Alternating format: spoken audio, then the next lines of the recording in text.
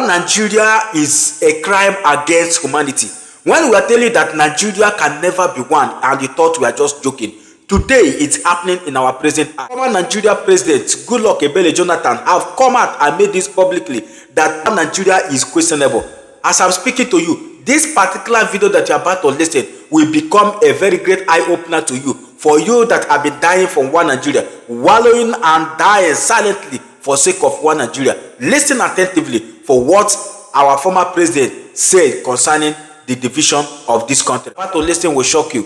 I never believed that this kind of a thing will come out in public, but today they have made it known to us. If you don't have data to watch this great video, please look for way forward, or you can do well exit later. You can continue because this video is powerful in the way that I wouldn't want you to miss it for anything. And don't watch this video in a hurry because it watching. Let's see why the video is trending all over. Don't go anywhere. In my mind, I started thinking about how we've been having this conversation about the unity of Nigeria. And I reflect back at some of the prominent statements made by some of our founding leaders. And I feel that probably this will help us to have a conversation on the Nigerian unity. I just brought forth, not to bore you. First, and I quote, not my statement, Nigeria is not a nation. It's a mere geographical expression. There are no Nigerians in the same sense as there are English, Welsh, or French. The word Nigerian is merely a distinctive appellation to distinguish those who live within the boundaries of Nigeria from those who do not. This is accredited to Chief Obafemi Awolowo, the former Prime Minister of the Western region. The second one, and I quote, it is true that we politicians always delight in talking loosely about the unity of Nigeria. 60 years ago, there was no country called Nigeria. What is now Nigeria consisted of several large and small communities, all of which were different in their outlooks and beliefs. The advent of the British and that of Western education has not materially altered the situation, and the many and varied communities have not knit themselves into a composite unit. This is accredited to Sir Amadu Bello, former Premier of Northern Region. The third, and I quote, since 1914, the British government has been trying to make Nigeria into one country. But the Nigerian people themselves are historically different in their backgrounds, in their religious beliefs and customs, and do not show themselves any sign of willingness to unite. The Nigerian unity is only a British intention for the country. Of course, Peter Obi, as my younger brother, and I'll use this unique opportunity to encourage you in what you are doing. And Nigeria, for us to move forward, we need unity. So many countries, when you talk about in the late 50s, early 60s, there was prediction that Nigeria and XYZ countries will be at par. I don't want to go into mentioning those names. And you normally ask yourself, why are we still where we are? This was predicted by intellectuals, not ordinary people. People who study the world and look at the world trends and predicted that Nigeria, Brazil, India, blah, blah, blah, will be this. All those countries have left us. But we are still where we are. And we Nigerians must ask ourselves one question. Why have we not been able to move with others? There is, in terms of tribal sentiment, racist sentiments, and so on, it's almost every nation. But the degree we have in Nigeria is very debilitating. It's what is pushing us backward. We have a country that we don't believe we belong into that country. Most of our leaders will say Nigeria is not a nation. We have different nationalities. It's a geographical expression, all kinds of terms. And I believe that the young people especially, if we must move forward, we must leave those sentiments aside. Every nation, every country, they have their own history. A Nigerian must see himself as a Nigerian. And we must see ourselves as one. And if I am the president, if the best person to hold a particular office is either from Enugu or from Ibadan or from Sokoto or from Yenagua or from Calabar, it doesn't matter. And until we get to that point, as a nation, we cannot move anywhere. We'll be putting square pegs in round holes and round pegs in square holes because of religious sentiments, tongue sentiments, tribal sentiments. And I believe that if by divine providence you win the election, your first responsibility is to unite Nigeria. Without unity, we cannot solve our security problems. Without unity, we cannot solve our economic problems. So if you unite Nigeria, that is the beginning of a new Nigeria. And a revolution, development or otherwise, that will take place.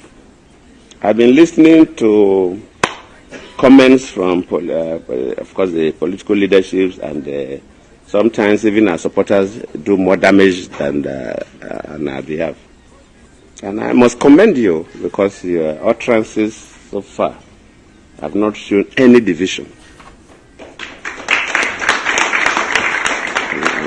I must commend you on that. And just keep doing what is right, because you have to be if you win, you'll be president for the whole nation. You will not be a president for any group of people. So sometimes people complain about your media, social media supporters. But to you, nobody has made any negative reference about your vision for this country. So, my brothers, my sisters, thank you for coming.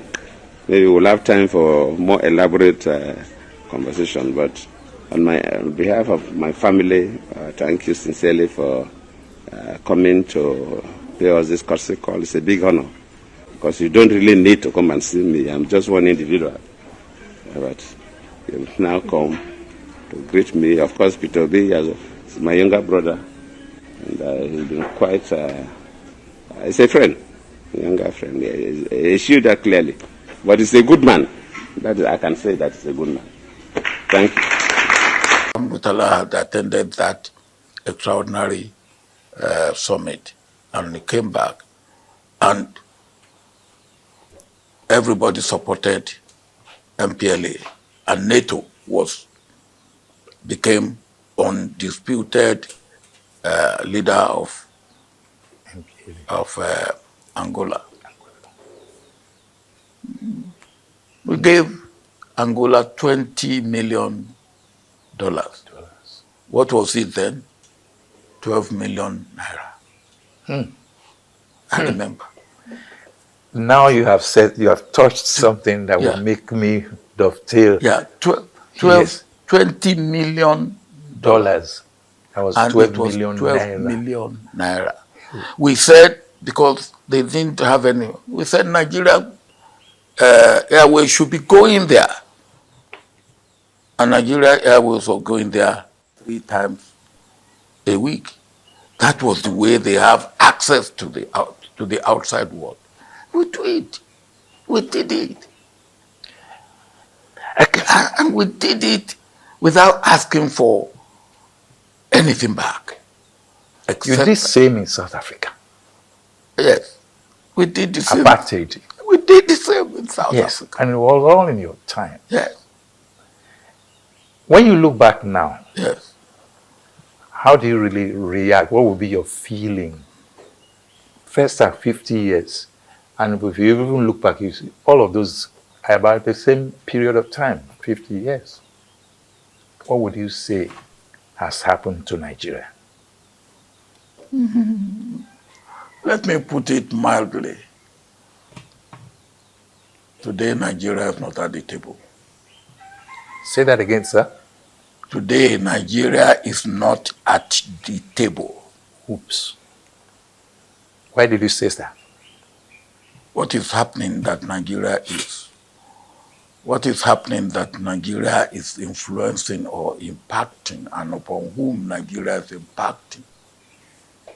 Look at go to the National Assembly to present a cornucopia of all these provisions for immediate amendment, because an amendment process could be one day, maximum within a week. Those of them who are in the House, we could see a number of them here. Now, I have, in my engagement, identified a number of provisions which are key to election. Whether we are ready for the 2027 election, these provisions have to be dealt with. Already, those that have identified that you have watched the television, on television, they are there already. That is number section 63, section 60, subsection 3, that has to do with the transmission. Of course, by that proviso, and as the senior advocate and all lawyers that are here would have testified, that once you put a proviso to override the main provision, of course, that is what is going to be relied on. But what is more troubling is the fact that at the level of the balloting, where the will of the people should be expressed, that already been sabotaged by virtue of section 62, subsection 3, which says that a ballot paper that will be used for the election that does not bear the official, mark. By official mark, you mean the various security features that are contained. So what you need to do, as was done in Ghana, when we went on intervention in Ghana, was that the political parties, all of them, decided to ask the EMB, where are you producing the ballot paper and the result sheet? If it's outside the country, that has to be audited. That has to be known, where they are producing the ballot paper and the result sheet. That is very, very key for you to take home.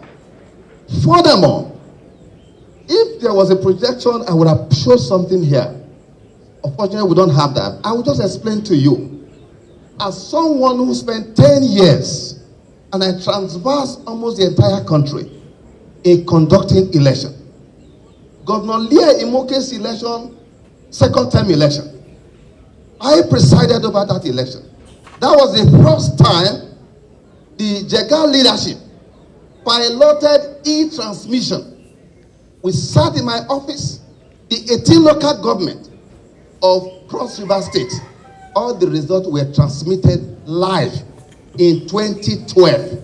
At that time, some of these provisions you are seeing that I've identified, you see how some of them, but because we came in with integrity, with the decision that we must make democracy work in Nigeria, we circumvented all the rigging provisions that we identified as at that time. And that was why we were able to achieve that. And so, if you look at what they have said in section 137, this is important. Section 137 says that all the presiding officers, collation officers, returning officers that are going to conduct this election, that at the end of the election, if you are going to a tribunal, it shall not be necessary to invite them to the tribunal to explain how election was conducted. It is actually been my view that the burden of proof of how election is conducted should be on the EMB. That it is unfair to say that a man who will return as the winner of election and petitioner will not be the one at the tribunal to explain how election is conducted. Whereas, who recruits ad hoc staff is INEC. Who print ballot paper is INEC. Who conduct election is INEC. At the end of election, who is in custody of election material? INEC. Who is in a better position to explain how election was conducted? And that is why I've already argued for inquisitorial method as is done in other parts of the world. It is to be INEC that should come and explain. And that is why this is topic I'm going to take on to engage by constituency the judges that look, section 131 of the Evidence Act, section 136 of the Evidence Act, section 140 of the Evidence Act are very clear to the fact that if there is a dispute as to how a claim is made, the onus is on the person who is making the existence of a claim. For instance, if at point A, a party says the election was not conducted, that's a negative assertion. If at point B and the other person say election was conducted, it is the person who says that election was conducted, i.e., INEC, or the person who returned, should be the one to explain how that is done, and not the person who said it did not occur. Now that you have seen the full clip and have heard it loud and clear from the horse's mouth that one Nigeria is questionable, you see, you that have been dying, swallowing just for the sake of one Nigeria, what is your fate as a common man? When we have been telling you that one Nigeria is a crime against humanity, and you thought we are just making noise, today everything have cleared for the eyes of Nigerians. These founding fathers, the people that found this country, this country never meant to be one. According to Goodluck Ebele Jonathan, or are you more educated than this Goodluck Ebele Jonathan? The man who have ruled this country as a president, he knows the secret of this country. So what is your fate? The only disintegration remains the viable option for what that is happening in this one Nigeria. One Nigeria is a crime against humanity. Nigeria was never formed for the benefit of a common man. Nigeria was formed for the beneficiary of the so-called the white imperialists, the Britain. And the Britain now chooses who will rule you based on the agreement. So, is that a country? The answer is no.